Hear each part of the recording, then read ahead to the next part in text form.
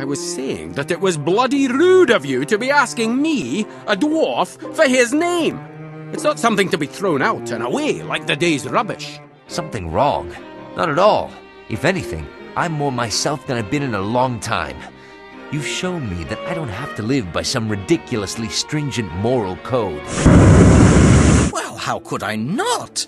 The man is a legend in my circles. What? Not much you can do to argue with him. A man would have to be a bloody fool to get on the bad side of Kergan the Terrible. And she better be forthcoming with the information we need about this Aranax, or we might simply have to set fire to the elf village, eh? But no one ever said I wasn't a bloody fool. Had you going there, didn't I? What? You insult my beard? I'll break you in half. Die! The story, of course, is much more complicated than that, but those are the important points. Arcanum is a critic's game. Everyone appreciates it as one of the greats, but nobody actually plays it. Less than 3,000 people are subbed to the Reddit community. In comparison, the classic Fallout sub has almost 14,000 members, and the main Fallout subreddit has close to 1 million. The reason I'm comparing this to Fallout is because the gameplay formula is nearly identical, which is not surprising since the two franchises share some of the devs. Arcanum is a fantasy steampunk Fallout full of orcs and phrenologists. The game should be played with unofficial Arcanum patch, or Drogs patch as it's also known. It fixes bugs, hundreds of them, restores some of the content, and unlocks additional races for character creation. The experience is very close to vanilla, and I see no reason to ever play without it. We are Nathan Cole, a randomly generated English name. Thank you, fantasynamesgenerator.com. The protagonist is supposed to be a foreigner, but when it comes to naming conventions, there are two kinds of people in the world of Arcanum, the English and the Elves. Our special trait is extreme personality. People react more strongly to our presence. They tend to either love us or hate us. This will have consequences. The character creation screen looks very complicated, and that complexity is not superficial. There are 3 broad skill categories. First we have the common skills, persuasion, stealing, etc. Then there are the technological skills, gunsmithing, chemistry and such. And then we have magic skills with tons of different spell colleges. This thing right here is our magic tech aptitude meter. If you don't commit to sorcery, then your spells won't do much damage. But if you do, then using technological items will greatly increase the chance of critical failure. Is it possible to play as a techno-wizard, balancing the two approaches? Yes. In fact, this is what I'm going to do. Our offensive magic will be weak, but that's fine. We'll be buffing our strength with spells and then beating the shit out of our opponents while wearing a suit of steam power armor. Hybrid builds are not recommended for newcomers, but this is my favorite way to play. Arcanum, Fallout, these kind of games are best understood as isometric immersive sims. Playing a hybrid character maximizes the number of possible interactions with the game world. Some problems will be solved via the application of herbology, others by punching people in the face, and others by summoning the spirits of the dead and interrogating them for quest information. We are a passenger aboard the IFS Zephyr, the first aircraft of this kind in Arcanum on her maiden voyage. The Zeppelin is being attacked by Ogre-operated flying machines. This is very impressive. In this single event, we have the first ever Zeppelin, the first prop plane, and the first aerial battle. Oh, and the first ever mid-air collision. The IFS Zephyr goes down. Help. Help me, please. The dying gnome gives us a signet ring, and that's how the main quest begins. You must find the boy. Find the boy and give him back his ring. Can't believe it! I mean, you and then the Zeppelin and the fire! Do not panic. Arcanum just vomited a bunch of RPG shit all over your screen. But don't worry, it's harmless. It used to be even worse prior to the high-res patch, which is integrated with drugs. The authentic Arcanum UI takes 1/3 of the screen. Yeah, and this. The game makes a very bad first impression, but actually this is one of the few exposition dumps in Arcanum. The writing here is known for its concision. It's even better than in Fallout 1 in that respect. Please, forgive me. I'm making a bloody mess of this whole affair. Our robbed friend Virgil is a monk. The Panari are the most widespread religion on the continent. They venerate the elf. What's his name? Virgil doesn't remember. He's new to this. Imagine how insane all of this is from his point of view. One day, Virgil goes on a pilgrimage to this valley that for whatever reason has religious significance. And the scripture says something along the lines of, "The living one will return on wings of fire in hills shrouded in fog." He looks up. There is a huge fireball descending upon the valley. A man survives the crash seemingly unharmed. And right next to the valley, there is a town called Shrouded Hills. That's one hell of a coincidence, huh? The visuals are bad. Fallout 1 was released 4 years prior, and it has much better graphics. Arcanum concept art, tile sets, items, they all look very good. But the character sprites and animations leave a lot to be desired. We use our sorcerer's powers to improve our strength and easily deal with creatures in the starting area. These little shits are called kites. Arcanum's not goblins. One of the flying machines that brought down the Zeppelin. It seems very unlikely that an ogre would have the intelligence to fly such a complex device. The game's setting is for Victorian. Casual application of race science is a common thing. The ogre has a strange amulet on him. Doesn't seem to be magical. Out of various weeds and roots found in the wilderness, we can make this, a technologist's equivalent of a healing potion. We find more tech items in the abandoned mine. Grenades, bullets, an old firearm. Too bad the early game guns are absolutely terrible. Arcanum begs for its own equivalent of dramatic balance overhaul like Skyrim Requiem. Drog's patch doesn't go nearly far enough. And the spirit of Nasruddin shall be reborn. Yeah, Nasruddin was the name of the elf we are supposed to be a reincarnation of. A robbed man approaches. Bloody convenient he just happened to show up here just now, don't you think? Virgil is being overprotective of us, but we'll let him take the lead for now. You there! What exactly are you doing up here? Prior to this, our monk friend didn't exactly emanate confidence, but appearances can be deceiving, I guess. Oh, I think difficult is the best way, sir. Virgil bully-sides the suspicious man. I like our new friend. What is that? Cow droppings? Dear God! Shrouded Hills is the first town we visit. A mining and a farming community, it looks like. The town is part of the Unified Kingdom, the largest nation in Arcanum. Shrouded Hills was annexed by the expanding UK from the Kingdom of Cumbria, a traditionalist monarchy south of here. The locals are apolitical, and they will never talk about any of this. Elder Joachim is staying at the inn next to the bank. In his room, we find 2 dead bodies, each carrying an amulet we've seen before. There is a note for Virgil. Do not speak to anyone about the Zeppelin crash. People are looking for us, and for Joachim. He'll telegram us once we're in Tarrant. If he thinks we're in trouble, then we are. Let's get out of here and get to Tarrant. Yeah, Virgil, we will. But let's explore around a bit first. That's what you do in these kind of games. I was the most powerful man in all Shrouded Hills, complains the halfling wizard. They set up the infernal machine, a steam engine, in the building that used to belong to the church. We destroy the device by using a combination of explosives, and when this doesn't work, just by bashing it as hard as we can. The wizard is grateful, but I see no reason to jump in bed with this guy, ideologically speaking, so we talk to the constable and get hired to repair the steam engine we just destroyed. Supposedly, the abandoned local mine has some repair parts we can borrow. I love this music. That's the way to show those bastards, good hit, sir. The companions will react to critical hits and misses with dialogue lines. Are you blind? What in God's... better luck next time. Virgil's voice actor does a fantastic job. The injuries you received are catalogued in the journal. Scarred by yourself, self-inflicted. This lowers our beauty score by 1 point. The condition can be easily healed by a medical professional. This shady weirdo keeps asking questions about our background. Joachim warned us not to tell anyone about the crash. Normally, the halfling would fuck off and then ambush us later in the game, but our extreme personality trait made him dislike us enough to attack outright. This individual wants us to rob the bank, has a safe combination, but we have to act fast. The Boeing gang is about to rob the place any day now. The local doctor is a gunslinger and the unofficial town's sheriff. He temporarily joins our group and we fight the gangsters together. Doc has a revolver, which in this game is a disappointing rapid-fire, low-damage type of a weapon. I'm sorry, it's not Vegas. I don't much like cities. Always feel so crowded, hedged in.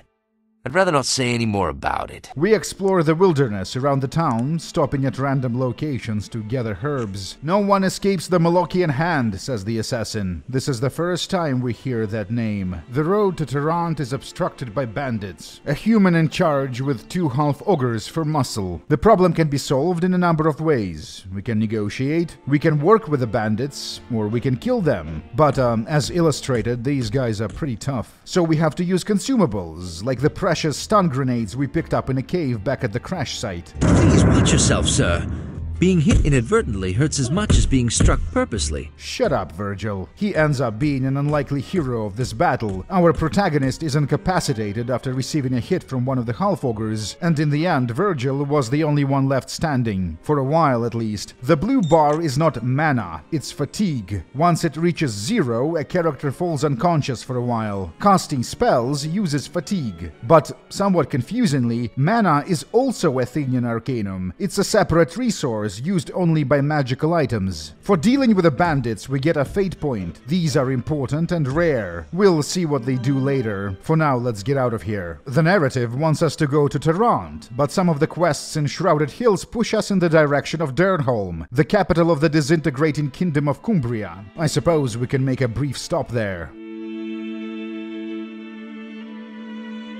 The traveling music is out of this world. Arcanum is a continent. There are supposedly other lands out there. The protagonist came from one of them, but we don't get to see or learn anything about the world beyond Arcanum. The Stonewall Range is the largest mountain chain on the continent, previously a home to many dwarven communities. Most of them seem to have been abandoned a long time ago. The range serves as a natural western border of both the Kingdom of Cumbria and the UK, an oligarchic republic that is still formally called a kingdom, mostly out of tradition. The world map exploration is just as good as in Fallout, but Arcanum's random encounter design is trash fire. For one, you can't run away from them. Your followers will commit to the fight, die, and then you have to reload. The encounter diversity is disappointing, possibly the worst in any Fallout-like. But again, these games are isometric immersive sims. Arcanum is for people who like clever solutions. These animal encounters, for example, one application of the astonishing animal scent allows an individual to walk fearlessly among the most fearsome denizens of the forest. Use in springtime not recommended. Wizards have a spell that does pretty much the same thing. Bandits and assassins never have anything valuable or interesting in terms of items, and the fights themselves give way too much XP, so you can end up over-leveled. Cumbria Kingdom dying. Refuse all technology. Lose all provinces. Gar think King Praetor stupid. The kingdom is defeated. The game is not subtle about this. The toppled statue, the sad music, the buildings with barred windows. Dragon Knights are an important part of Cumbrian society. Elite melee fighters, possibly the best in the world. Fielding plate-covered knights against line infantry was a terrible idea, but no lessons were learned, it seems. The monarch remains skeptical of technology. Christ, even their castle is a dump. The king is in his throne room, protected by a cadre of elite archers.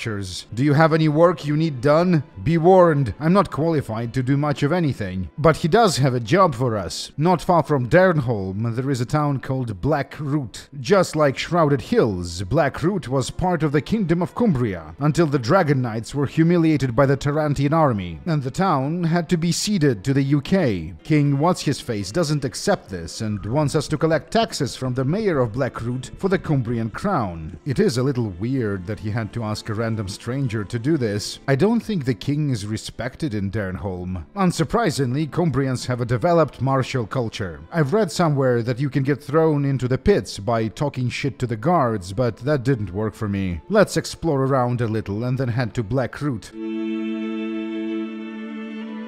The world map hides many smaller areas and mini-dungeons, like this wolf cave. While much of Cumbria is explorable even in baby levels, a great deal of content will have to be skipped for now. So, while we are traveling, let's use this quiet time to learn about real-life futurism.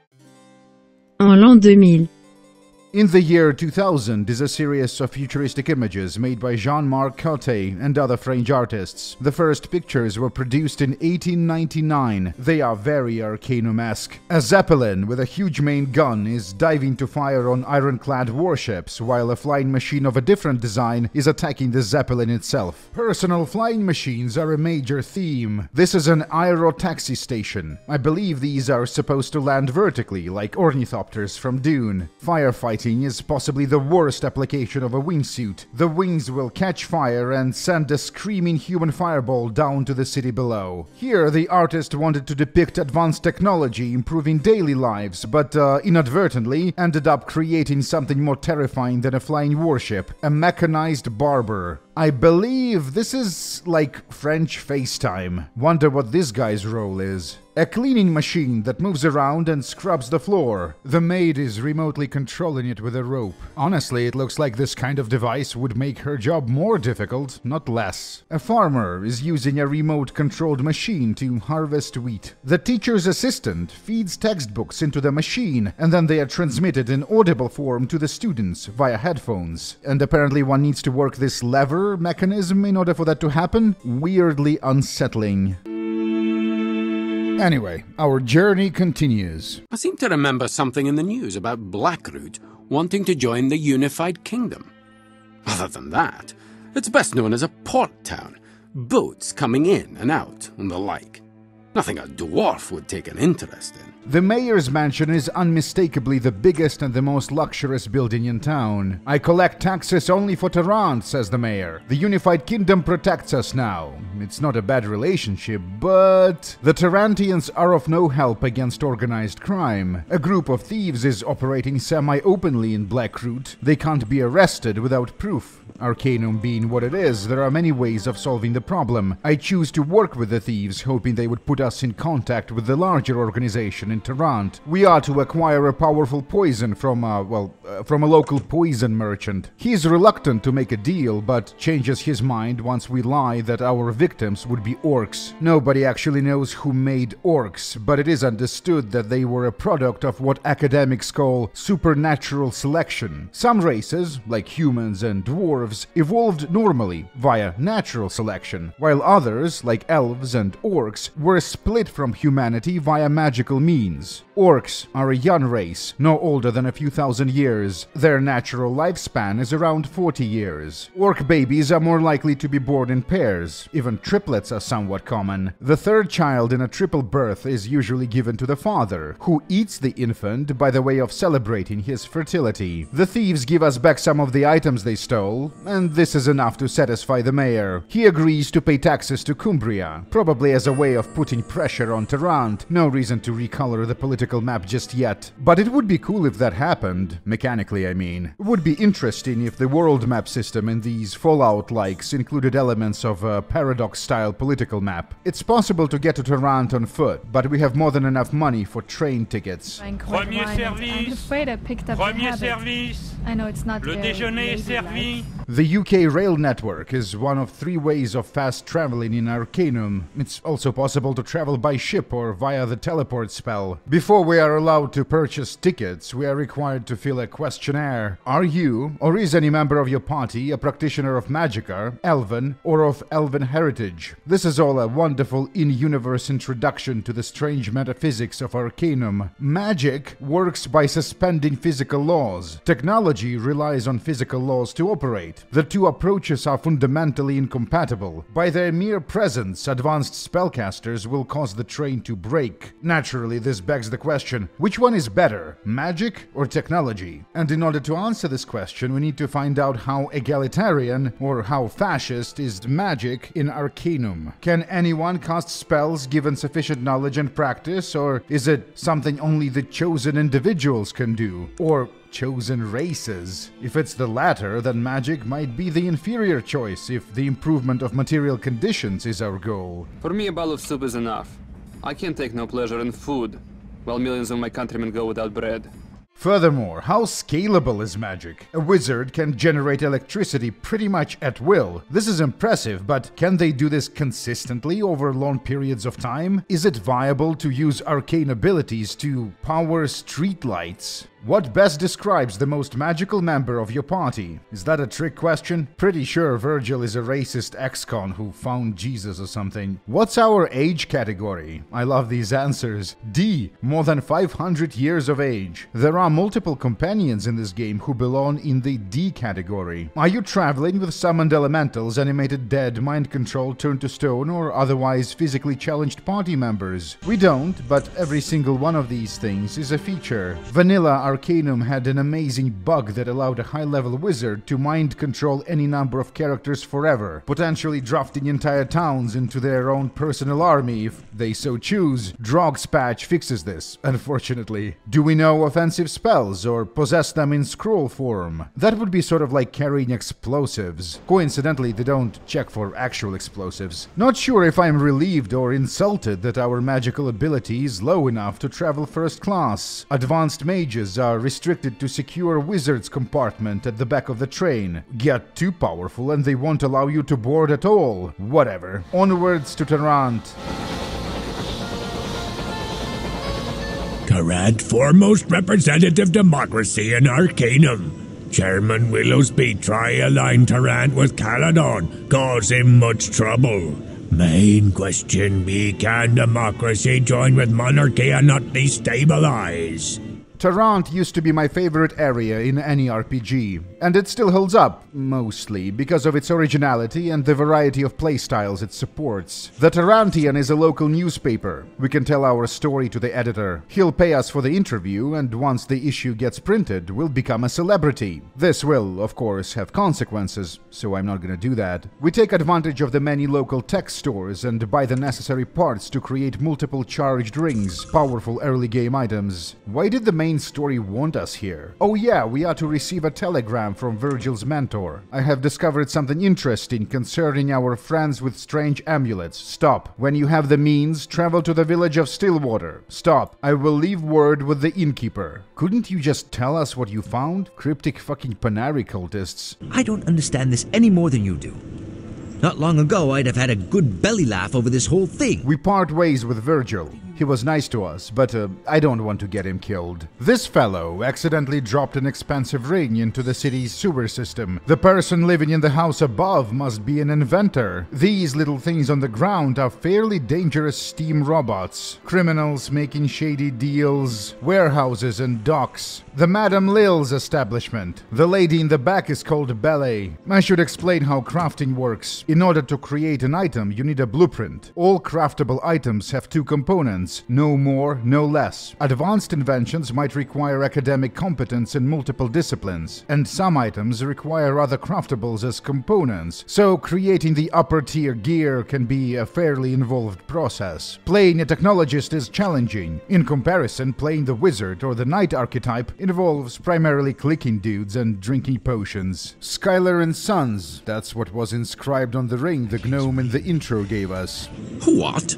You're bothering me. Magus the Dwarf is the second most developed companion NPC after Virgil. In Arcanum, there are different kinds of dwarven communities. The traditionalists live underground in the mountains, while the city dwarves are fully assimilated into the human culture. Magus is a city dwarf, desperately wanting to return to his roots. He carries a book with him, Rowan's Almanac of All Things Dwarven, written by some human academic who studied dwarven culture. He even spoke to a real dwarf once or maybe twice. Magus based his entire personality on this book, but it doesn't look like we'll be taking him. Skylar and Sons is a jewelry business with a skeleton in their closet, the closet being an underground tomb with a horde of zombies inside. Enemies attacking in groups would sometimes run away when one of their number is killed. This makes sense for wild animals, but the zombies shouldn't have this AI, it looks stupid. The reanimated dwarves are the jewelers. The information we need can be extracted from the enterprising necromancers in a number of ways. We go through their papers and find this old telegram. The ring we got from the gnome belonged to one Gilbert Bates, the richest man in Tarant, possibly the richest man in the world. No, he won't see us. One of his factories. The working conditions, we're being told, are horrible. This guy, Cedric Appleby, is the mortal enemy of the industrialist. Gilbert Bates is a common thief, he says. His inventions are stolen. He needs to be be humiliated, exposed for the fraud that he is. Cedric promised to help us gain entrance to Bates' house, but in return we need to destroy his newest steam engine. Gilbert Bates was obviously named after Bill Gates, while Cedric Appleby is supposed to be Steve Jobs, I think. When Arcanum was being developed, Gates was the world's richest man IRL. iPhone wasn't invented yet. Apple was considered to be a lesser company. Cedric wants us to infiltrate the estate and find incriminating evidence on his rival. We pretend to be one of the servants. A lot of patrolling guards. The place is accessible from the underground. Interesting. The second floor. Looks like Bates has a half-ogre bodyguard. That's all we need to know, for now. I've never been out of the city. I mean, this country is unfamiliar to me.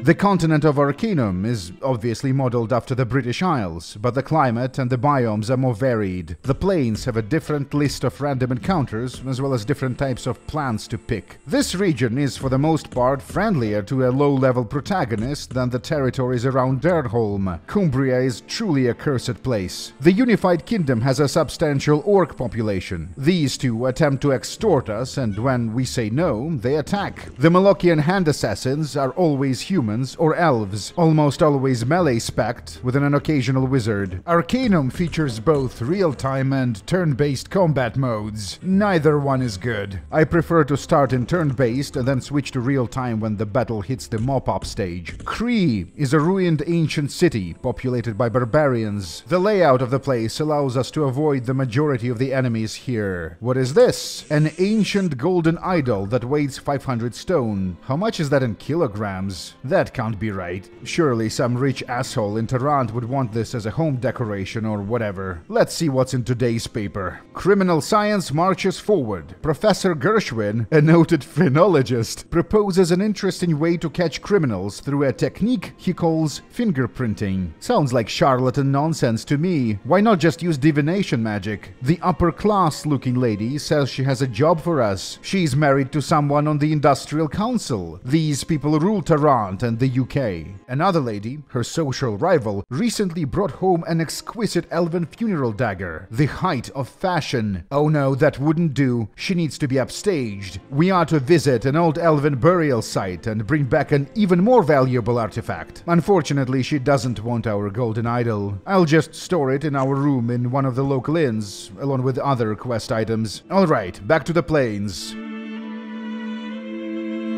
Nice, a bunch of Dark Elves and a still fresh body of a human archaeologist. We can rat out our employer, but no, I'm not gonna do that. This thing here is the piece we were sent to recover. Jesus Christ, it's twice as heavy as the idol. There are several ways of getting invited to join the Thieves Underground, and the Elven Funeral quest is the easiest. I might be able to overlook the fact that you consort with such trash. In order to get full membership privileges, we need to steal a map of the old Tarantian sewer system from the Hall of Records. We are not a qualified thief, but it's still easy to do this by taking advantage of Arcanum's immersive mechanics. The map is in the safe. The safe is locked. The clerk has a key. Sleeping characters are less aware of their surroundings. It's easy to steal a small item from a sleeping person even without the skill investment. Nighttime makes our life easier in some ways and harder in others. Possessing great physical strength and endurance, orcs make good laborers. They are allowed inside cities and are not uncommon in proletarian districts. It can be dangerous to walk alone at night. After being formally accepted into the Thieves organization, we finally unload our golden idol. Arcanum has a simple karma system. Some characters will refuse to deal with a protagonist who is too good or too evil. One way of gaming the system is via these beggar NPCs. You can give them money in exchange for positive karma, or tell them to get a job for extra evil points. Didn't work for us because of our extreme personality character trait. This guy is the fence for the Thieves Underground. Ignore the dead cop, it was a misunderstanding. Most thieves' jobs are not formal quests and are instead communicated to the player as rumors. We are not really qualified to be doing those. A great number of quests in Tarrant are egalitarian when it comes to character level, but not all of them. The Boil is a working people's district on the edge of town, and it's mostly known for violent crime. This group of dangerous locals will make short work of naive individuals who don't understand that this place operates by a different set of rules than most of Tarant. Crime in Arcanum exists in several layers. There is mercenary tomb raiding for the upper classes, there is conventional thieves guild business, and then there is violent street crime. Unfortunately, there is no cool technologist crime as shown in this French postcard. The smuggler's helmet kind of resembles the Grey Fox mask from Oblivion. The western part of the Boil is controlled by Clan Mog. Damien Mog is a half-breed. He commands a small army of orcs, humans, and really all kinds of races are represented. Pollock, the half-ogre, leads the other gang. His area of the Boil is even less developed than Damien's. This establishment is a neutral ground. This is where we talk to both parties and decide whom to side with.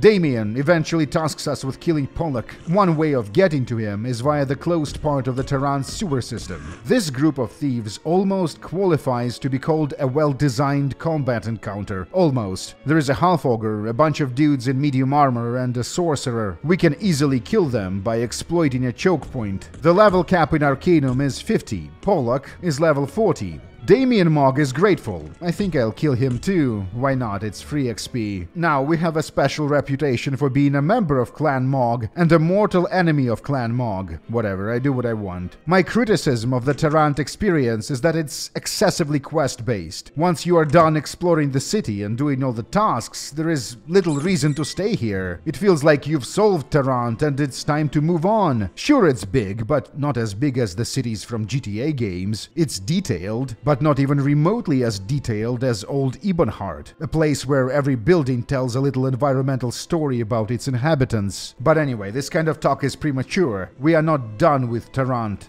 I don't know about this gnome. There's something about him I just don't like. I don't think we can take on Bates by ourselves. We're gonna need a team. I'm so glad that you're safe. I mean, I never doubted that. Well, it's weird that you went all the way back to the crash site. So, what do we know about Virgil? Occupation: Panari Priest. Abilities: capable of casting healing spells. Background: a possible criminal past, but we are not one to judge. Off-putting race realism. Our next hire is in Durnholm. Vollinger is an unassuming gnome gunslinger wasting time at a local pub. Occupation: but there's something about this gnome. I can't quite put my finger on it. Believe me, I've had the questionable sort of past and... Abilities: a gunfighter is not exactly the strongest character build. Background: maybe some sort of a bandit or whatever. Who cares? Mr. Vollinger, welcome to the Resistance. Next destination is the ancient temple in the Morbihan Plains. Wonder what the symbol on the floor means. The temple has an expansive library with tons of magic scrolls. Not a whole lot of in-universe literature in Arcanum. A home to the Order. Speakers commune, dancing with the dead. They brought us back to sever the hand. This is Torian Kell, a potential companion, one of the few followers that have a quest associated with them. The adventure involves traveling to another nearby temple, this one inhabited by dangerous wildlife, and getting a bottle of dragon blood from this profane-looking fountain. Using the blood on a skelly turns him into a real boy. If you have a negative alignment and a free follower slot, he joins the group. Occupation: I was a warrior, raised from the grave to serve in the undead legions of the Darien Ka. Abilities: he is a fantastic melee fighter with neutral tech magic aptitude. Background: he was once a servant of the bloody Darien Ka. Don't you remember the damned Skylers? You can't trust people like those. Dark magics and grave robbing. You know, if you were more open-minded, Magus, you would still be alive. Torian probably doesn't know how to use toilet paper. It's gonna be fun to travel to Tarant with him and observe his reactions. I've never seen so many people or such strange buildings. The world has changed so much. Alright, let's do what we came here to do. I gave Stennar that ring the last time I saw him. And now we are both dead. The estate is possibly the most well-guarded building in Tarant, but we have a team of dangerous idiots as well as a plan, and the plan is this. Step 1. It's unlikely that the guards would let the whole group into the manor, so we take the below-ground route instead. The first assumption is that the building can be accessed via the restricted part of the Tarantian sewer system, but this is not the case. Those of you who've been paying attention noticed that the tile set in the basement was different, looked more like catacombs than a sewer. Step 2. Search the graveyard for catacomb access. If there are problems with the cops, deal with them quietly. Navigate the underground passages until at Bates' estate. Step 3. We should arrive at the servants' quarters. This is where they keep extra white uniforms. Make sure everyone is wearing one. Then, make way to the second floor. Clothing and armor in Arcanum comes in various sizes. Human clothes are too small for half-ogres to wear and too big for halflings and gnomes. Sometimes you see a fantastic piece of armor for sale only to realize that it's the wrong size. The ancient Frenchman conceptualized a tailoring machine that takes measurements and then manufactures clothes that would fit you perfectly. By Alberic, I knew it in my heart. That was no gnome. It was Stena Rockcutter. In a normal playthrough, one would just talk to Bates, since he's actually very forthcoming with information. From then on, you can become an agent of Bates. He'll send you on main quest-related missions all across the continent, and then occasionally debrief you. But writing your own story in the world of the game is the soul of Arcanum. I don't want to work for Bates. We came here to isolate him from the rest of his army of guards. Step 5. Imagine being so naive to think that dying would free you from being interrogated. What answers do you seek? The steam engine was a dwarven invention. Thanks to Bates, the technology proliferated through the rest of the world, made him rich. To be fair, he never claimed he invented the thing, but he didn't deny it either. You must find the boy. The gnome from the intro, the one who gave us the ring, was actually a dwarf named Stena Rockcutter, an old friend of Bates. After the invention leaked into the world of men, his entire clan was gone. They disappeared. That was decades ago. One of the continent's mysteries. And now we are both dead. We find Bates' journal in his bedroom. Cedric Appleby will want to see this. We got a special reputation for killing Bates. He was quite popular in Tarant, so the locals will like us a little less. Whatever. Bates, for all his faults, was a genuinely intelligent and creative person. Cedric was always a fraud and an idiot. Looks like we need to travel to the Black Mountain clan and try to find out what's going on here.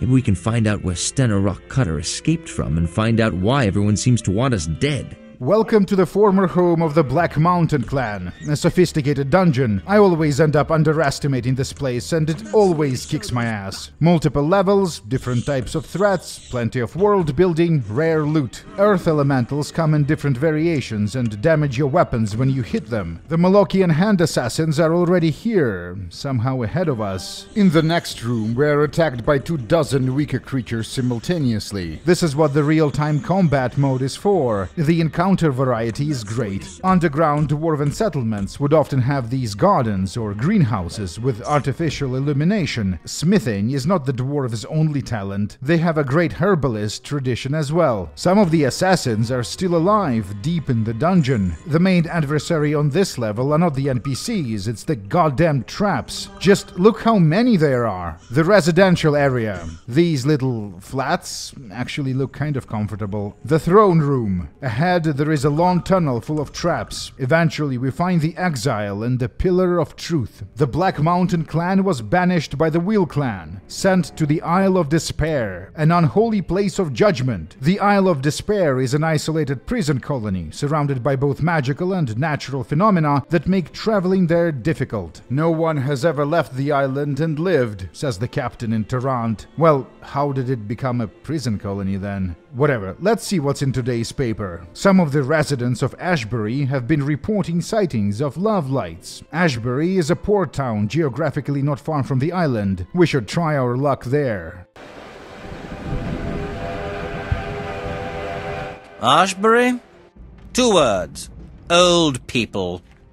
Of course, there is quite an interesting castle not far from here. I seem to remember something about it being haunted. Politically a part of the unified kingdom, Ashbury is a pleasant suburban resort town. If we can stop the gnome before he beats the dog to death, we can have it as a follower. One of the most powerful companions in the game, actually, and it doesn't even take a follower slot. Mutt doesn't have much of a personality, but it's a brutally effective melee fighter. The only downside is that it can't carry our stuff, and if we have a dog, we are no longer allowed to board trains. Yes, elementals are okay, but dogs are a strict no. If you are in need of a skilled sea captain, Edward Teach is the man to see. I'm guessing these are the love lights we've read about. A local inventor, or a scientician like this man describes him, was supposed to upgrade his suit of armor, but he hasn't been seen for a fortnight. Automatons are competent melee fighters that also don't add to your followers count. It's possible to craft your own, but you need to have advanced knowledge in mechanics and smithing. A machined plate, Arcanum's power armor. We give it to the guy outside in order to finish the quest, and then steal it right back by using a fate point. Hell yeah, my favorite character sprite in the game. There's quite a famous individual buried here in the Ashbury graveyard. Meet Joffrey Terrellon Dash. We need a battle wizard, so we'll be taking Joffrey with us. Occupation? I've a job waiting for me in Toronto with one of the newer mage consortiums. Abilities? Oh, I dabbled in the necromantic arts, mainly on the darker side. In combat, he would summon an undead follower and then protect himself with a magical force field. Background? Oh, the usual. Raised in Caledon, schooled in Tarant, summers off the coast of Catan.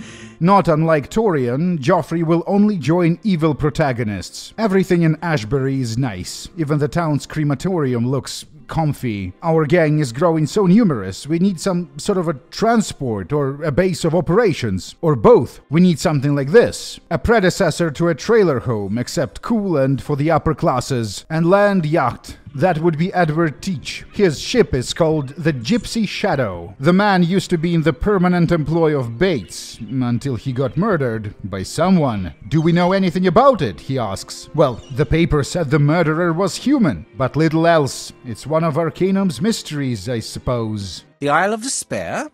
Full of criminals and evil sorts? I really don't mind the place all that much. It's a penal colony, or it used to be one. Teleportation magic doesn't work here. Scholars speculate that concentrations of strange minerals below the surface prevent some spells from functioning properly. This fort is the only sizable settlement on the island. Like many other prisoners, Cynthia Boggs was born here. The locals used to treat her relatively well while her mother was still alive, but now she is common property. There is a tribe of nomadic women living on the island. Maybe they'll take her in. The island is its own biome, has a few locations to explore, as well as its own encounter table. That includes these spider lady archer creatures. The barbarian women sympathize with Cynthia's plight, but the island is a nasty place, and if she can't make it here on her own, she'll just be a burden. They give us an old rusty revolver we can pass to Cynthia, but if she attacks the guards with it, she'll die. Instead, we temporarily add her to the party. The local guards won't dare fuck with us. Look at that horde, and we're not even at the party limit yet. The women accept Cynthia, even though they keep doubting her survival skills. This fantastic piece of art is a Vendigrothian submarine. Vendigroth was a technologically advanced ancient civilization destroyed 2,000 years ago by evil wizard Aronax. It's kind of like Arcanum's Atlantis, except Vendigroth was primarily subterranean, if I understand correctly. We scavenge around for ancient technology. The collector back in the camp will reward us handsomely for it. Among the findings, there are 2 Vendigrothian schematics. The text is partially readable. Powerful chassis, unparalleled design, violent reactions, controlled destruction, gunsmiths of Vendigroth. The theme of underwater exploration is strongly present in the French images. I suppose 100 and something years ago, the ocean was still a mysterious place, an unexplored frontier. These are aqua tourists reverse fishing for seagulls. Aquanauts racing in the Pacific Ocean. A popular sport, draws crowds. I like that this guy is clapping underwater. Every single one of these images is an RPG concept, a quest idea, or just a fun story. Maximilian the Hermit is actually the rightful heir to the throne of Dernholm. The king of Cumbria was killed during the war with Tarant, shot by a simple rifle-carrying peasant. There was a power struggle. The Magus Council sided with the conservative praetor, who was made king, rejected reform, and doomed Cumbria to stagnation. Maximilian was exiled to despair. He asks us to find one Warren Peldar and tell him that the rightful heir still lives. Well, maybe we will, maybe we won't, if we have the time. The half-ogre guard is very articulate. He grew up in an orphanage, worked for a rich family, received good education, maybe too good. There were concerns that the educated folk might be agitating the workforce, and to the prison colony he went. The Black Mountain clan is not on the island. There is only one dwarf here. He is the leader, and they don't allow just anyone to see him. One way of gaining an audience is by fighting in the pit. There are 4 battles. The only notable one is the last fight against a trio of halflings, one of whom summons a fire elemental. As a reward, we get a special reputation as the champion of the pit. Due to our extreme personality trait, Thorvald the dwarf immediately decides he won't be talking to us. But he is wrong. As we suspected, there are no dwarves here except for Thorvald, who is from the Wheel clan. That's our next destination, I suppose. We'll require a special pair of spectacles in order to see through the protective illusions that obfuscate the entrance to the home of the dwarves. So, the Isle of Despair. I love this little adventure in the desert. Once we leave, it's impossible to come here again. Some locals tried to board the Gypsy Shadow, but it didn't work out for them. Thorvald could have joined us as a temporary companion. Alas, he chose to become a ghost. I would have liked to have a dwarf in our party, to expand our cultural horizons if nothing else. Speaking of...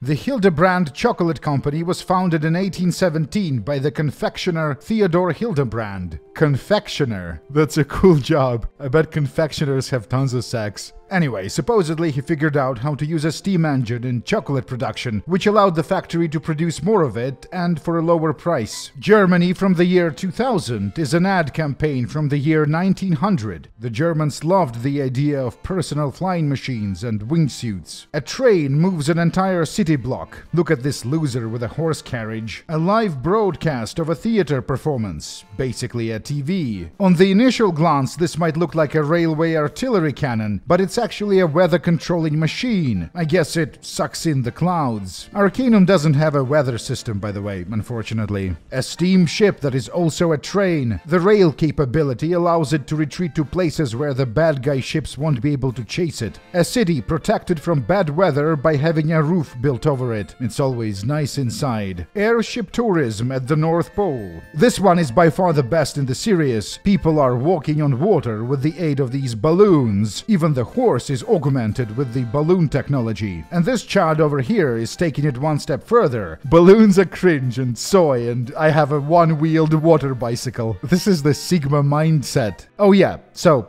wheels. This is the Wheel clan, home of King Logair Thunderstone. Watch your bloody step around here, and try not to embarrass me. More than likely I'll run into someone I know here, and probably have a few relatives here as well. I am he of the dark, the rightful ruler of this land, the vengeful god of Arcanum and its races. This is Aronax. He's doing the Snoke thing, projecting himself to seem bigger than he actually is. Pretty sure he's just a normal-sized elf. Perhaps I need to be more clear. No one is safe, traveler. No one. That is, unless elves were taller 2,000 years ago. Seems like it's the opposite that should be the case, but who really knows how the supernatural selection works? Aronax is returning to Arcanum, and nothing will ever be the same.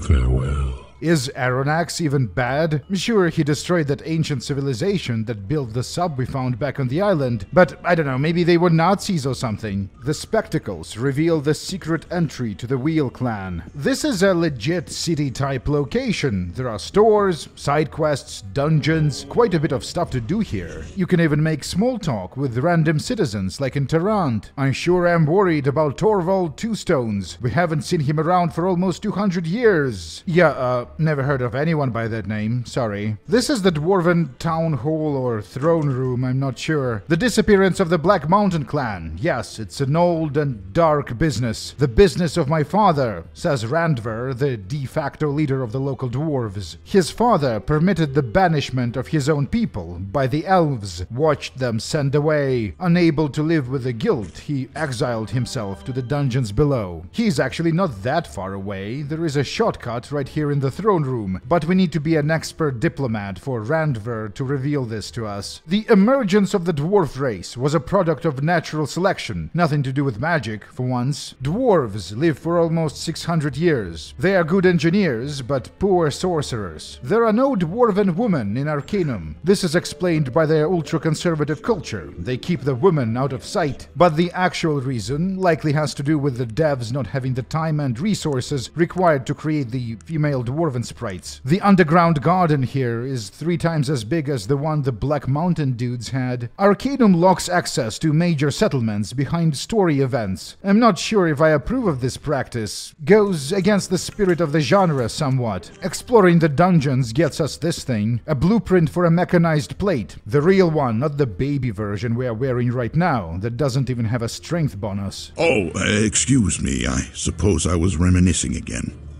I follow you, my opinion matters not. Arcanum can be played solo, with a horde of companions, or anything in between. Well, this ought to be interesting at least. The followers are more developed than in Fallout 1, but less than in the second game, or basically in any modern RPG. The Wheel Clan is supposed to be in charge of all the dwarven clans in Arcanum, so this guy is a big deal. Who dares disturb the exile of Thunderstone? All dwarves we've met were self-important assholes, but at least Lockair has the credentials. For the people who live for hundreds of years, dwarves are surprisingly bad at governance. The old communities are in decline. Many of their numbers seem to prefer to live among humans. You have the audacity to take such a tone with me? I've spilled oceans of blood with this axe. The bodies of the fallen. I suppose human societies are just more fun. What do the dwarves even have for entertainment? We've seen no pubs, no museums, no fighting arenas, no opera houses. This postcard depicts a one-man mechanized orchestra controlled with levers and switches. Imagine exploring behind the scenes of the opera house as the audience is consumed by the performance of the orchestra engineer. The game doesn't explore human mass culture, unfortunately. Arcanum's soundtrack is somewhat unorthodox, being scored almost entirely for string quartet.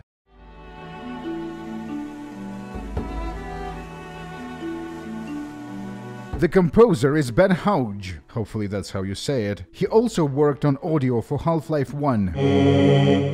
Wake up, Loghaire. It's time for the interrogation session. You've killed me, and now you call me back to the lands of the living? Get over it, crybaby. Exercise better impulse control in the next life. The Black Mountain clan. I betrayed them all. Shortly after Bates borrowed the steam engine design, an elven delegation visited the Wheel Clan. The elves. They threatened war.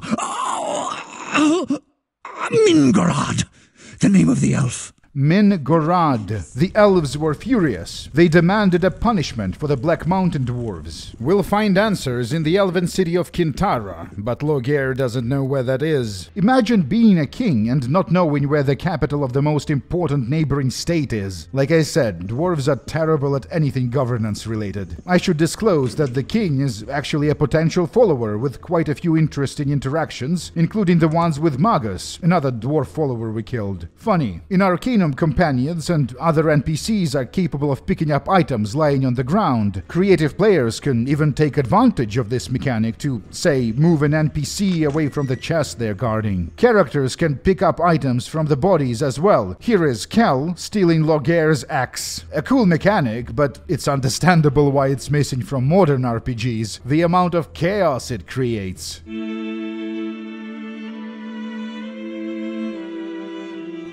Yes, I know a bit about Stillwater. They've got some legend about a creature who roams the hills sucking the flesh off of unwary hunters or something like that. A beautiful snowy tile set. Stillwater is about the size of Shrouded Hills, part of the Unified Kingdom. Supposedly, one of the local elves might know the location of Kintara. Someone stole the idol of the beloved goddess Gestiana, the Lady of the Vine. Good thing we're a specialist at finding old idols. So if I recall correctly, Virgil's mentor Joachim was supposed to leave something for us at the inn, wasn't he? A book on the history of the Malaccan hand. Originally a part of the Order of the Dead, Darien Ka, the leader of the Hand eventually figured out what Darien Ka actually did and had a "we the baddies" kind of moment. One of our companions, Torian, told us the same story from the point of view of the Order. The Hand threw themselves against us, we without death, time and time again. They severed the arm that held the sword, burned the body which held the arm. I have mixed feelings about the Hand. Their history is fascinating, but the Order as shown in gameplay, well, they don't feel like a threat at all. This is the house of the elf that can possibly tell us the location of Kintara. There is supposed to be a fairly involved quest to get him to trust you, but because of our extreme personality trait, the elf decides to sacrifice his life in a hopeless attempt to murder us for no good reason whatsoever. Excuse me, that book is interesting, don't you think? It seems that these Malaccan hand assassins were part of some... Virgil, my friend, can this wait until we search the dead elf? This is not a good time. You know what happens next. It's incredible how helpful elves become once they're dead. We got what we came here for. Yeah, blood, destroyed furniture, tracks on the snow, and this is where they lead. The halfling wizard was kidnapped by an ogre. Drog Blacktooth lived in these parts for years, never bothered the locals before. Guess he got hungry. The individual who made Drog's patch named himself after the character, obviously. But you know what would be funny? If it all was just a coincidence. Maybe Drog means a liquor of pussy in Old Ruthenian. The statue of Gestiana is a magical artifact. Whoever possesses it becomes more beautiful. The unusually handsome thief doesn't want to give it back, says he'll kill for it. Our stay in Stillwater concludes in a massive orgy. Such is Gestianite tradition. The Glimmering Forest is the largest and oldest forest on the continent. Kintara, home of the elves. I don't know anything, nor do I care to, thank you very much. I'd rather not speak of it anymore. Kintara is a series of interconnected platforms built on top of giant trees. I've never set my eyes on this place before, but I have heard tales of it. The memories of life. I once had an elven mistress. I still remember her face as I left her to fight in the battle that would take my life. Wait, that was 1,000 years ago. You're telling me the location of this place still isn't common knowledge? Kintara should be visible from miles away. It would be sweet to have one of them French wingsuits when exploring this place, although I imagine it's next to impossible to aim a rifle while in midair. This elf is very impolite, but most others are nice. They don't seem surprised to see a human in the Tree City. A dwarf wizard. Now that's unique. His name is Jormund. Hey Jormund, seen any elves? A side quest. Someone assassinates the jerk elf and Jormund is blamed because he's a foreigner. The situation can be progressed in a number of ways, including via the summoning of the spirit of the deceased and interviewing him directly. One of the German cards depicts a cop observing a crime via an X-ray device, which I'm sure was very impressive and futuristic, but in Arcanum the best detectives will be mages. The local craftsmen sell their wares, usually magical in nature. There are no human-style storefronts in Kintara. That's probably space inefficient. You're bothering me. What do you want? Raven is in charge of this place. I'm sorry, but I can't look past your obvious flaws. She's a potential companion and a romantic interest. Her mother, the ancient elven queen known as the Silver Lady, might be able to answer some of our questions. But Raven doesn't want to grant us an audience, not without a favor. Falcon's Ache is an elven holy ground, protected by a powerful spirit. The human lumberjacks are not aware of this, and they don't care. We can remove them via a speech check, or by repeatedly talking shit to the company man, provoking him to attack us. The spirit takes whoever was the first to spill blood. It's not clear if Silver Lady is a name or a title. She is at least 3,000 years old. Personally knew Nasruddin, whose reincarnation our protagonist, the living one, is supposed to be. I've seen you approaching from both east and west, traveler. And you bring them with you, all of them. They've no choice but to follow. The woman speaks in riddles. Her voice has a familiar, echoey effect. Reminds me of another Silver Lady. Oh, look. They've taken in a small child with machine dreams. That's Bates. She tells a number of things about the past and the future, but the words are impossible to decipher, and none of that is helpful. But I know that fire in her visions often represents magic. Raven is more familiar with her mother's idiosyncratic language. What the Screaming Man and his key represent, I have no idea. But I do know that the official symbol for the city of Caledon is a wolf, with one paw raised in the air. Caledon, first useful bit of information we got in Kintara. Mingarad is a dark name. A dark elf name. Do you know of the Dark Elves? Do I? Dark Elves are basically elf Nazis. We've met plenty of Dark Elf characters in our travels. They are honestly not that rare. With Drogspatch, you can even play as one. The difference between them and the Kintarians appears to be ideological. The two communities split 500 years ago. There was a man many years ago who had come to the Glimmering Forest to study the elves, and I remember that he was very interested in the Dark Elves especially. A strange little man, a bit overdressed, but kind-hearted and very intelligent. I was young then, a mere 160 years old. He was the first human I'd ever seen. They fucked for sure. Terwilliger. Dr. Renford A. Terwilliger. It's a long journey back to Tarrant. What do I know of this place? This is Tarrant. What don't I know of it? Full of barbarous technologists and uncultured laborers.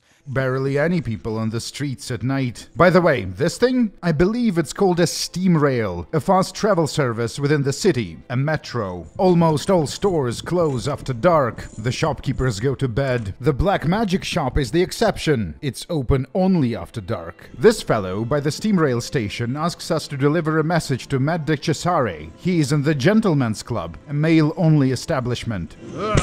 De Cesare shoots and kills the assassin we inadvertently led to him. And this is how the most elaborate and controversial side adventure in Arcanum begins. He is an investigator, and there is a conspiracy afoot. De Cesare needs us to recover the skulls of the Renar Siamese Twins. Some years ago, bizarre breeding experiments were begun in secret, and this would eventually affect the balance of power here in Tarrant, he says. The twins were the first viable offspring, the first piece in the chain of evidence. We need to find Arthur Tyron in Blackroot. He is another conspiracy investigator. But before I dive into the rabbit hole, I want a second opinion. Tarrant hosts quite a few academics. One of them is this gnome, a specialist in phrenology, which involves analyzing skull shapes in order to predict mental traits. Some say the twins were not completely elven, but these are just bizarre conspiracy theories. Since we are in the area, I might as well stop by the Hall of Records and ask for that Terwilliger fellow. The man died decades ago. He wrote a book, Horror Among the Dark Elves it's called. Maybe there is a copy in the local library. There isn't one. Instead we get a book about a book. Apparently the original is quite rare. There were very few copies printed, and their owners have a habit of dying under mysterious circumstances. Interesting. The only remaining copy of the book is in possession of one Victor Misk in Caledon. We are heading to Blackroot to sort out the De Cesare business. There we'll be taking a ship to Caledon. You've made made a mistake crossing Bates, friend, says the mercenary. That bourgeois pig got what he deserved. I wonder who hired him, since Bates is very much dead. This little house on the edge of town has been abandoned for some time. The crow is in danger, says the note. Signed, Tyron. It's annoying that travel to Caledon is arbitrarily restricted until the story needs us to go there.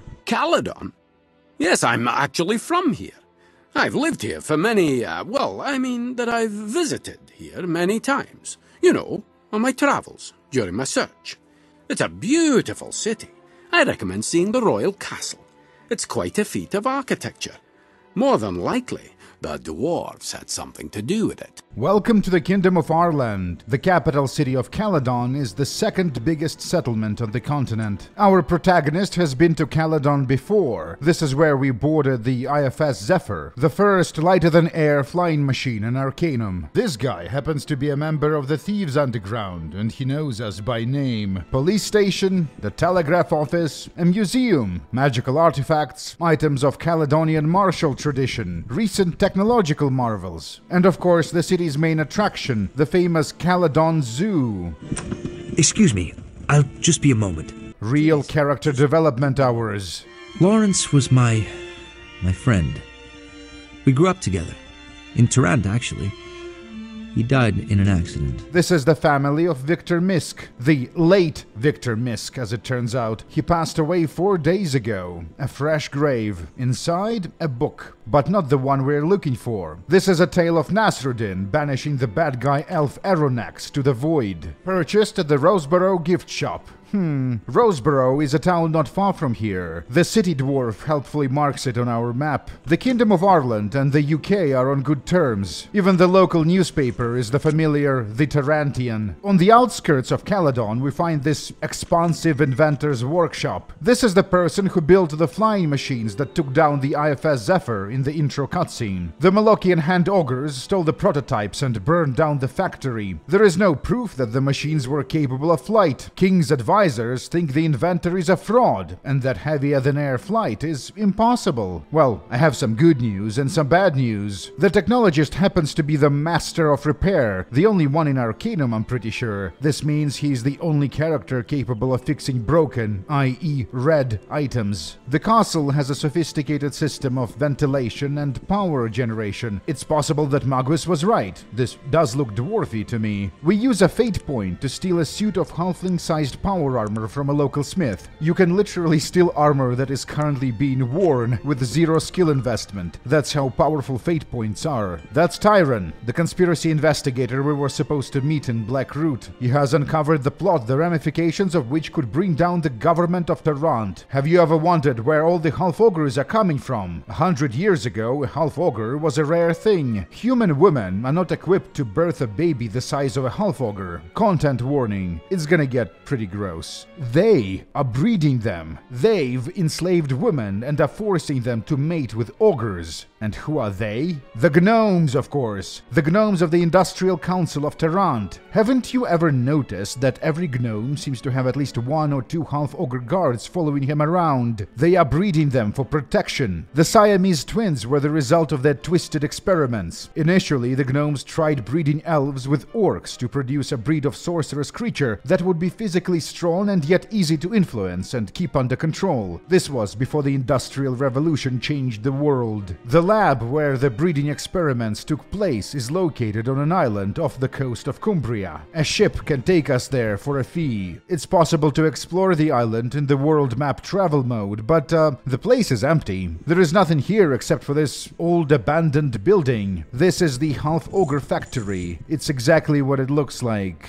Gross. We find a lab journal. Experiment 1004A, Section 5. A male human and a female half-ogre producing offspring seems to be an extremely rare occurrence and cannot be dependent on for significant numbers. Experiment 1015E, Section 1. The new surgical techniques we are applying have reduced the numbers of fatalities by removing the unborn before term. Subnote 1. Scientific advancement would never occur if the weak-willed were to have their say. Outside Inside there are these cages. Some of the bones appear to be human-sized. Others belong to a larger creature. Tyron is no longer at his Caledon residence. Instead, we find this gnome gentleman. Says he is also a detective. About 55 years ago, a group of gnomes from various parts of Arcanum began acquire large amounts of money from investments in the new technology. As their wealth and influence grew, age-old prejudices began to surface. The other races did not trust them. They were thefts, beatings, threats. Keep to your place, little gnomes. Human bodyguards were found to be untrustworthy, and this was when the first breeding experiments started.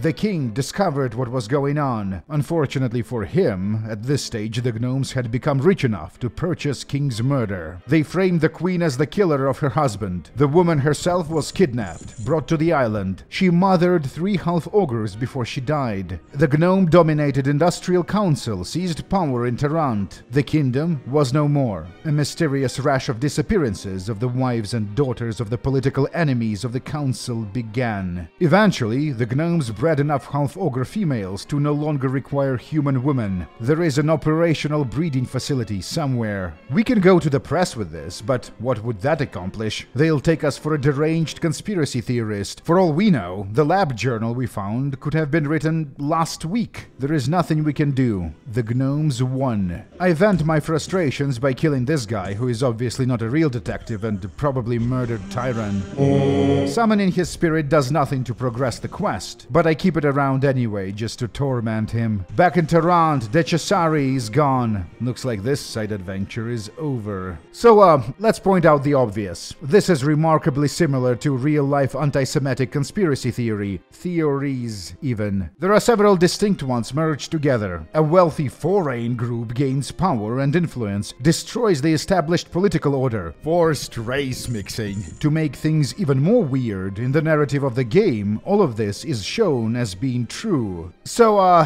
what's going on there, Arcanum? Am I now a red-pilled Pepe from Kakistan? Well, some of the anti-Semitic canards are centuries old. Back in 2001, when Arcanum was released, the gamer audience weren't familiar with this particular brand of hate culture. The red-pill Pepe Kakistan shit wasn't a thing until 2014 or 2015, so I imagine what happened is that the writers studied racist canards in order to make the game seem period authentic. Some of these conspiracies were incorporated into the game's story in a manner that is more than a little distasteful. Racism and racial prejudice play an important role in both the lore of Arcanum and in its gameplay. I should have played as a half-orc to showcase it a little better. Back to the matter at hand. How do we take revenge on the Industrial Council gnomes? Looks like we're out of options. Or maybe not. Don't you just love when opportunities literally fall on your lap?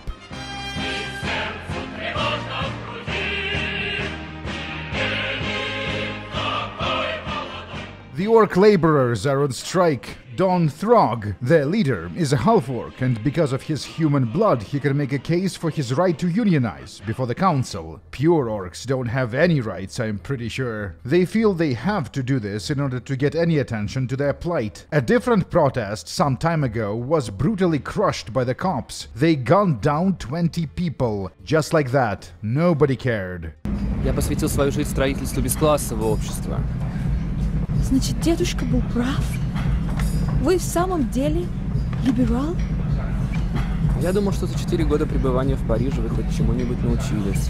Throg is a unique individual. Instead of making him look like a dumb brute, his half-orcish features gave him a somewhat conventionally attractive look. Furthermore, he's both intelligent and charismatic. The striking orcs let us in. Throg is pacing nervously in the back room. There are many different ways of resolving this situation. At this stage, we are pretty good at speechcraft, and it doesn't take much to convince a desperate man that violence is his only option. It is time they felt your pain, Throg. Tarant dies tonight.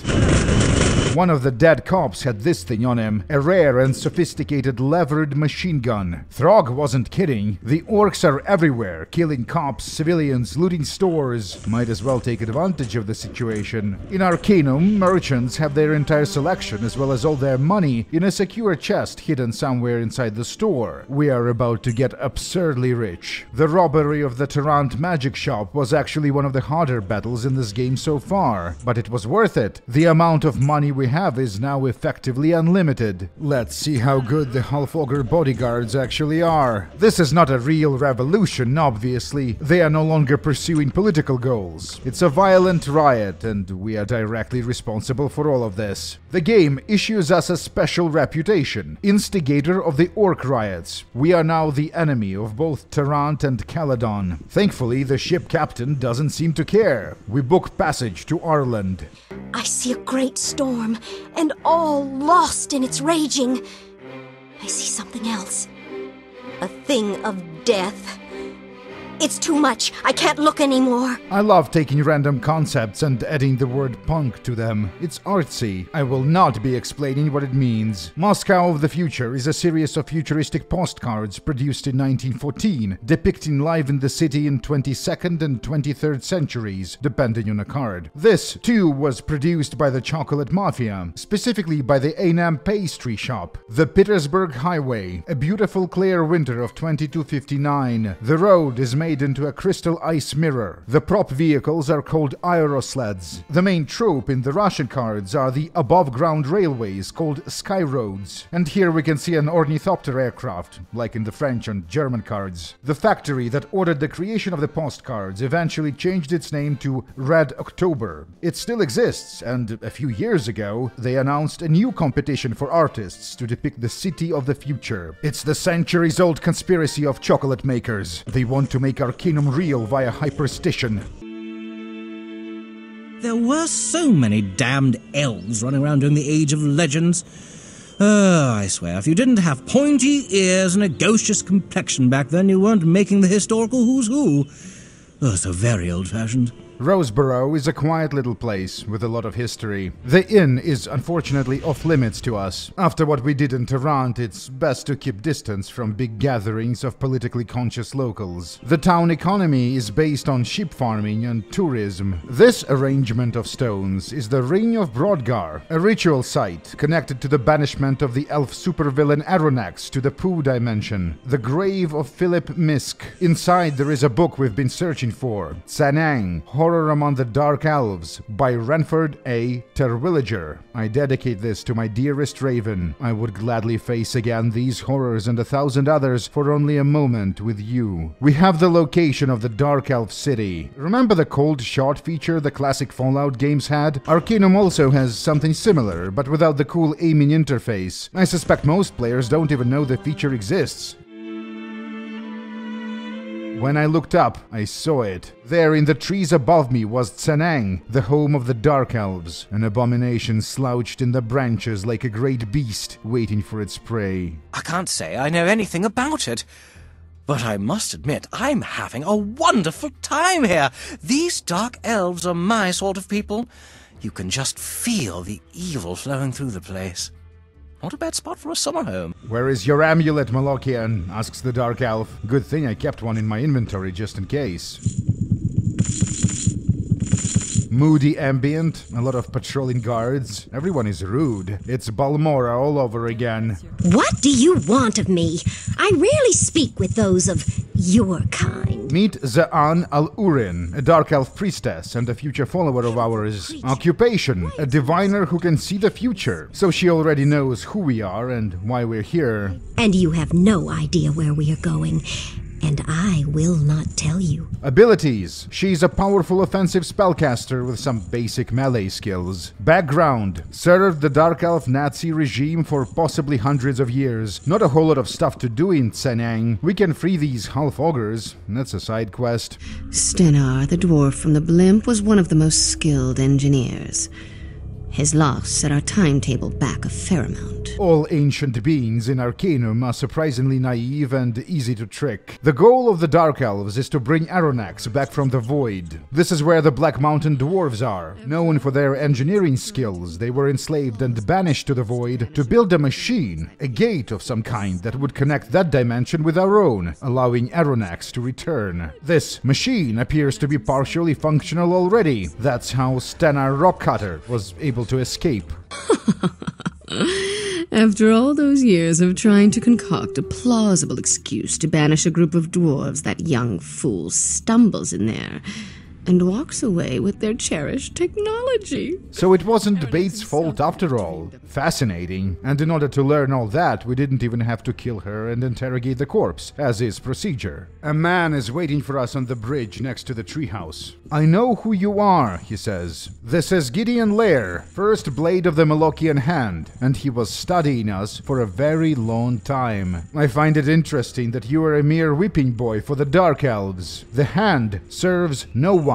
The Dark Elves are our most current employers. So, what was that I did? You've done nothing at all. The original contract was for a dwarf Stena Rockcutter. You spoke to the dwarf, and so involved yourself in his affairs. I know of the Darien Ka, Gideon. The Malaccians were a tool of genocidal necromancer Kergan the Terrible, before the first Blade of the Hand realized the true nature of Darien Ka and rebelled against the Order of the Dead. That we once served such evil ends is a shame to us. Wait till you hear about what the Dark Elves are up to. Gideon apologizes to us. They've been manipulated again. The Hand won't bother us anymore. And Vollinger, he says, your mission is complete. Turns out our gnome friend was a Malaccan assassin in deep cover. Virgil's earlier intuitions were correct. The Hand never fully trusted me in Gorad. Vollinger's job was to observe and decide on the best course of action. Being a gunfighter, he doesn't seem very Malaccan, which, if you think about it, makes him a perfect spy. If we would have failed to resolve our conflict with Gideon peacefully, Vollinger would attempt to assassinate us after we left Sanyang. I'm glad things turned out the way they did. I like both of these characters. Looks like we're done here. It's possible to side with the Dark Elves and progress the main quest that way, but they'll ask us to prove our allegiance, and that would include murdering everyone in Stillwater. No thanks, I have good memories of that place. Min Gorad is not a follower, but she is romanceable for evil male elf characters, and it makes sense to restrict it to elves. The woman is probably hundreds of years old, an uncomfortable age gap from a human point of view. Excuse me, I have something I need to talk with you about. I have to leave. There's something I need to do.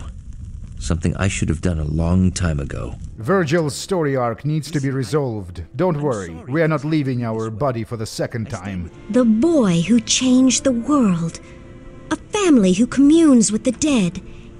And someone who might just change the world again. I wish you could get Zaan early in the game so that deciphering these visions would actually be interesting and useful. Having so much content gated behind the main quest events is a very serious design flaw.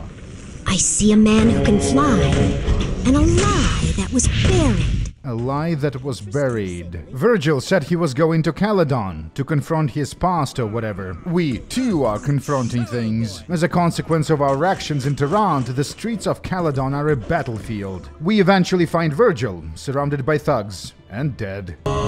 Conveniently, there is a resurrection scroll in one of the crates. Greetings, my friend. It seems we both have come a long way. Meet Zen Virgil. After confronting his brother's murderers and dying, he came back a changed man, no longer burdened by guilt. It no longer holds any power over me. His character arc can be resolved in one of two ways, producing either Zen Virgil or psychotic Clockwork Orange Virgil. And she better be forthcoming with the information we need about this Aronax, or we might simply have to set fire to the elf village, eh? The voice acting changes to reflect that. I wonder if generic NPCs are resurrectable. It would be cool to play a pacifist sorcerer that kills dudes in self-defense, but then resurrects them when the conflict is over. While we converse with Virgil, an old man enters the room. I am Elder Joachim. Oh, so that's how you pronounce that. Ah, that is quite a tale. You've done very well. and I think your journey is approaching the end. If we had evil Virgil, then the meeting with his mentor would conclude in a boss fight. I wonder what went through Joachim's head as he was stepping over the dead bodies outside on his way to meet Virgil. The elves won't allow us back in Kintara as long as Zean is in the group. Your answer lies with Nasruddin. Like it's buried with him or something? Raven says we should travel back to Caledon. The Panari venerate Nasruddin, and perhaps they know more. Good show!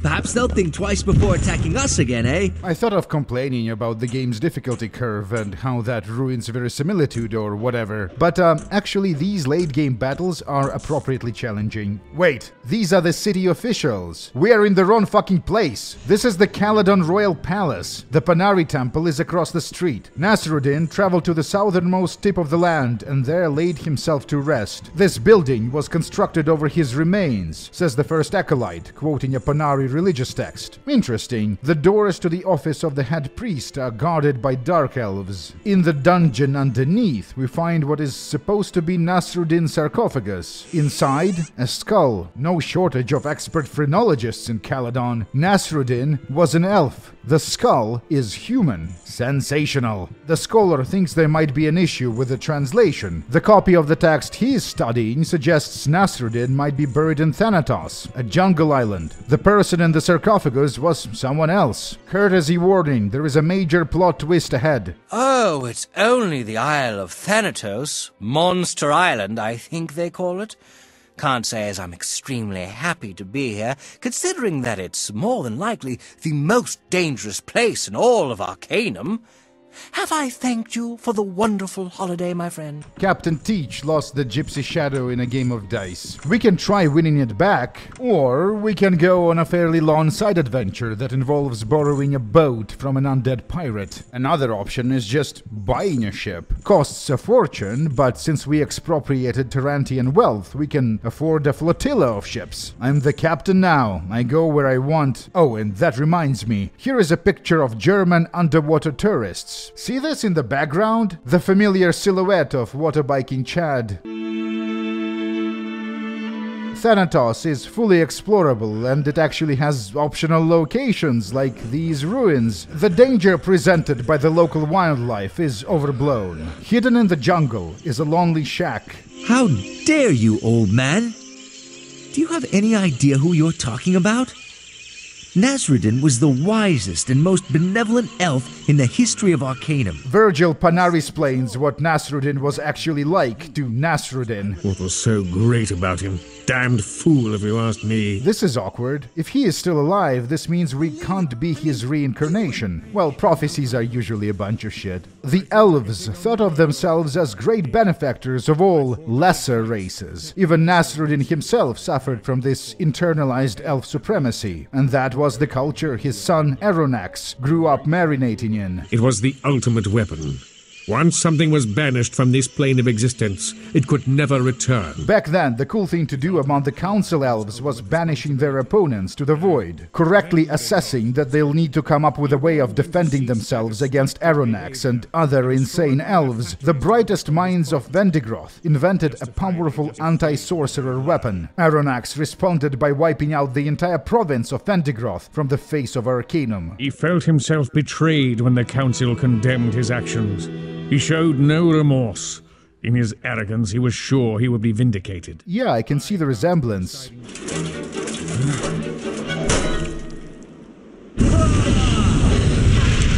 This cutscene is absolutely terrible. I love it. For the crime of genocide, Aronax was banished to the void by his own father. We need to go to Vendigroth, find the ancient weapon they invented, if it still exists. Afterwards, we'll bring it to Roseborough. Nasruddin will be waiting for us at the Ring of Brodgar. He will banish us to the void.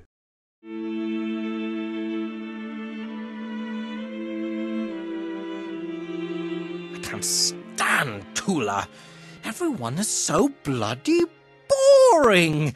You think it was a damn graveyard with all the walking dead around here? On the other side of that bridge, there is a vast desert known as the Vendigroth Wastes. The Spider Women from the Isle of Despair make a reappearance. We don't know the exact location of the ruins where the device was kept. Perhaps someone in Tula can help us. Oh, I know Tula all too well. Spent 2 of the most boring years here. Didn't leave on the best of terms with the headmaster, if you know what I mean. Tula is a city of wizards. Well, it's more like a wizard university hidden in the middle of the desert. Unfortunately, the Vendigroth Wastes and Tula are inaccessible until the main story wants us to go here. Do you feel threatened by the advancement of technology? I have seen no technological equivalent to the power of the air. Threatened? Not in the slightest. I pity the common man. He is being duped by charlatans displaying such base tricks of no substance. Yeah, air, the college that grants an amazing ability to push an object slightly to the side. Nasrudden speaks to us all at one time or another. No, I mean I literally spoke to the guy. In order to learn the location of Vendigroth, we need to do a puzzle that involves stepping on these platforms in the correct order. One last thing, if I might, I would choose my traveling companions a bit more wisely if I were you. I can't say I'm pleased to see you, Mr. Terrelandash. I would choose my traveling companions a bit more wisely if I were you. The founder of Tula was a powerful diviner who could see the future. He foresaw that the living one would need his advice, so he set up this elaborate puzzle ritual thing so we could contact his spirit. Could have just left a journal or a map of the wasteland or both. What if someone else solves the puzzle? What if someone like Jeffrey does? I wasn't even aware there was such a thing. I mean, I'm not surprised. Just about anything that spends any time in the Vendigroth Wastes is going to come to ruin. Sometimes I'm just so bloody clever. This is what's left of the nation of Vendigroth. And that would be, I guess this is their Statue of Liberty? The entrance to the dungeon. Vendigroth was mostly a subterranean nation. These tunnels are streets. There are private residences, stores, even a temple. It's like an underground Tarrant. We find an old newspaper. Professor Hunley to test submersible. That would be the machine we found on the Isle of Despair. The Ladies' Society of Vendigroth will once again hold a charity ball this Saturday evening.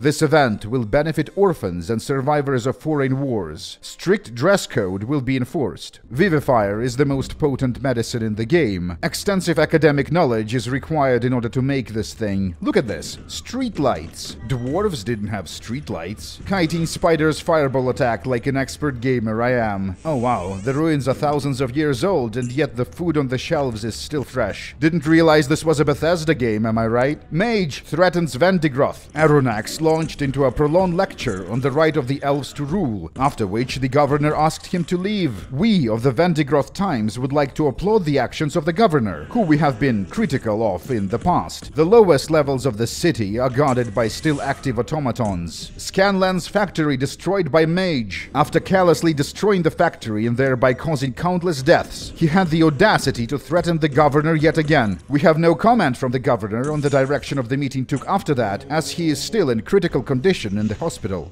Our first line of defense is complete, boasted Dr. Samuel Freyhoff, as he held up what the press began calling Freyhoff's device. An underground park, trees, streetlights, benches, a shrine to the Overgod. At least some of the people of Vendigroth were religious. The Freyhoff's device, or the Vendigroth device as Nasrudden calls it. This is what we came here for. May the gods bless your journeys. Thanks, guy. You sure were useless. I understand why Geoffrey hates this place. We take the portal to Roseborough. The Ring of Brodgar. The barrier between worlds is weaker here. Are you prepared to face Aranax? The void is where people go when they are banished. Don't ask me about it. I don't know what it's like. In fact, no one knows, because no one has ever come back from there.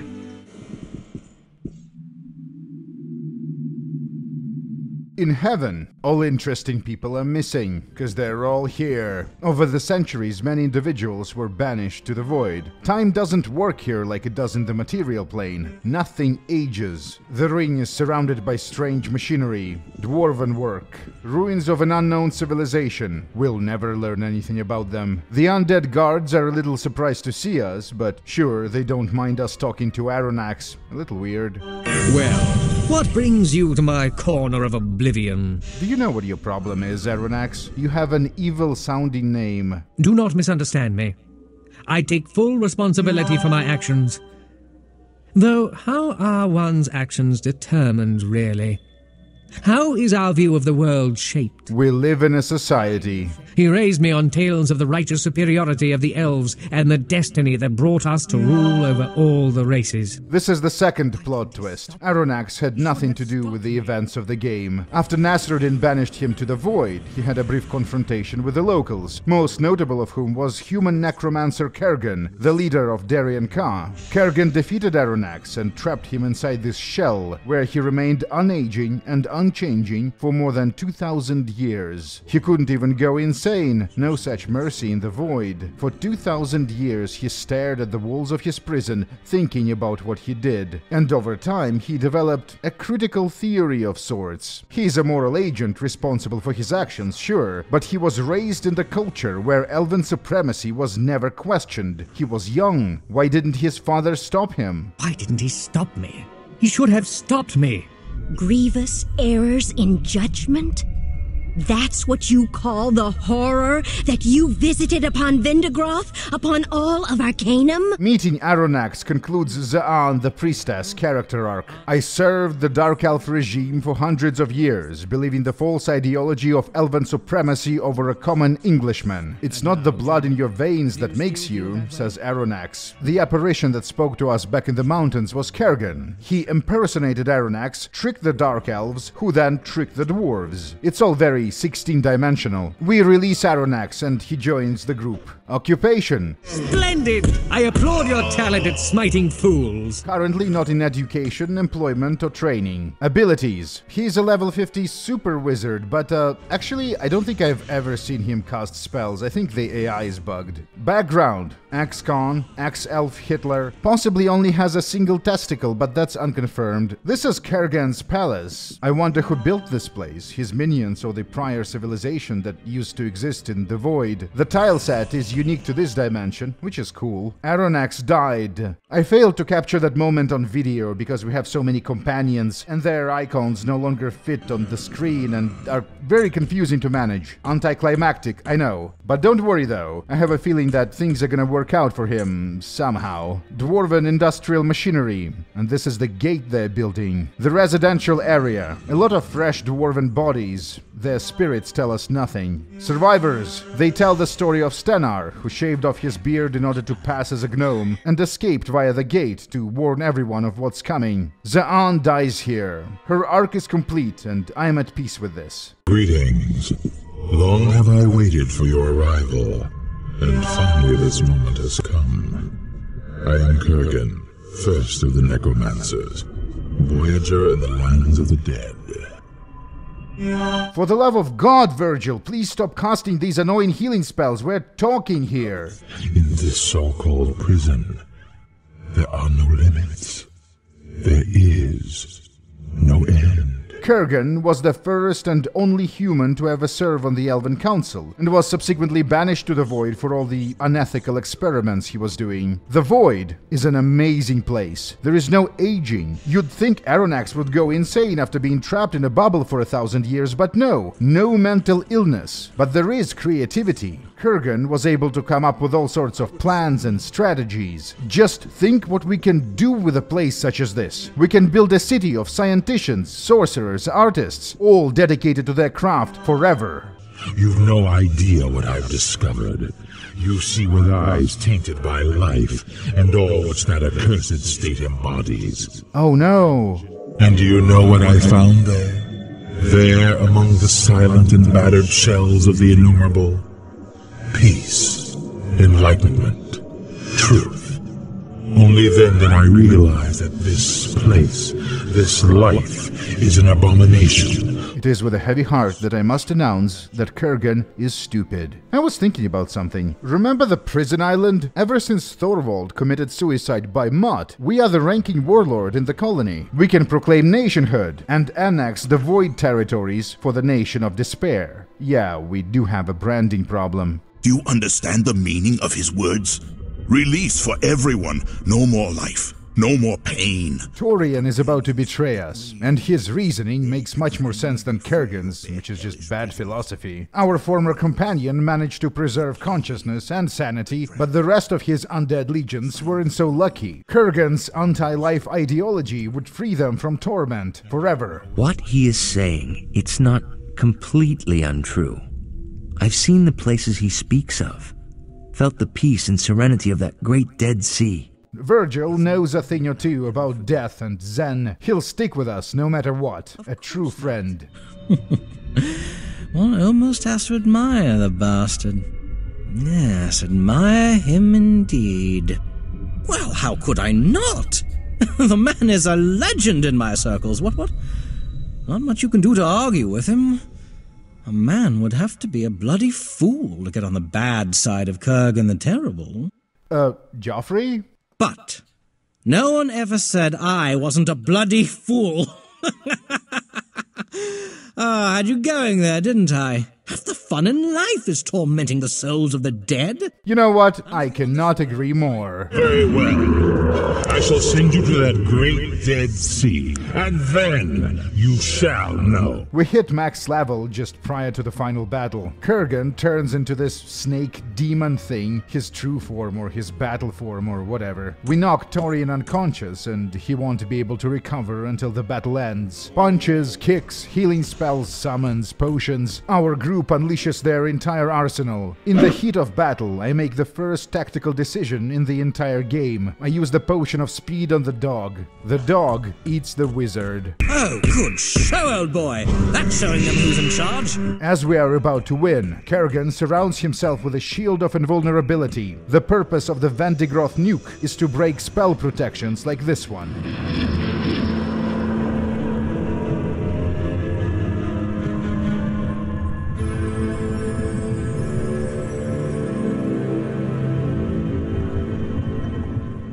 The Dwarven Machine is how we get back to Arcanum. Are you bloody joking? We're going to stop playing this game because you've already won, you damn fool. Go to sleep. Do you have any idea what hour it is?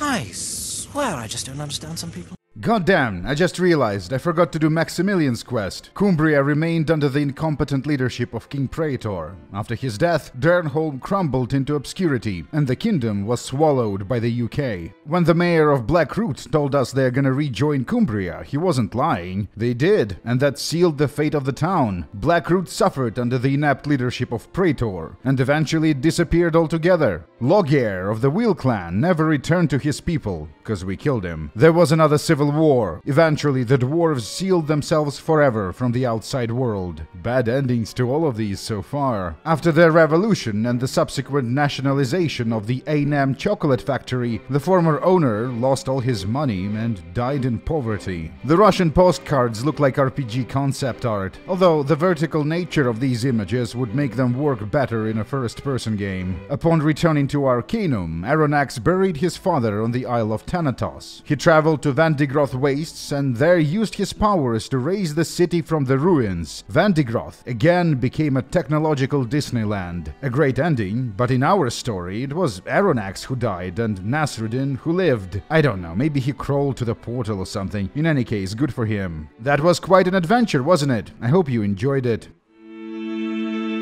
Arcanum. When I was a kid, I used to pronounce it Arcanum. I don't know why. Anyway, that's it. Yeah, I accidentally committed to a long video again. If you like to see more stories like this one, please support the channel on Patreon. What declined gaming genre would you like to see have an upcoming modern revival, aka the next boomer shooter renaissance? That's an easy one. MMOs like Ultima Online and EVE Online. The sandbox MMO is pretty much the only millennial genre that is yet to come back. How do you spell your YouTube name? It's become a heated debate between some friends. You probably don't mean Warlockracy. My real name is Nikolai Kazimirko Kirillov Yuryevich. Say this backwards to open a portal to the underworld. If you weren't covering games, what topic would you focus on with your channel? Probably political theory and something activism related. I'm a millennial, and millennials are fucking old people now, so I have around 16, 18 years of experience doing various kinds of activism, both on the street and in online spaces. Do you have any favorite national cuisines? I'm one of these people who calculate everything they eat and build models in an app, so my favorite national cuisine is whatever the nation invented mixing cottage cheese and whey. These animated scenes you've seen in the video are from the 1997 adventure game The Last Express. Vasily Alexandrovich, how many thousands have you condemned to prison and torture in the name of your piety? Или вы счет потеряли? Well, I think you made a pretty good first impression. Friends, make sure you click on the link in the pinned comment below the video. I'm doing a little fundraising on the behalf of a neurodivergent individual stuck in the war zone. If you can help with that, that would be sweet. Anyways, be happy, enjoy the holidays, get sex mad.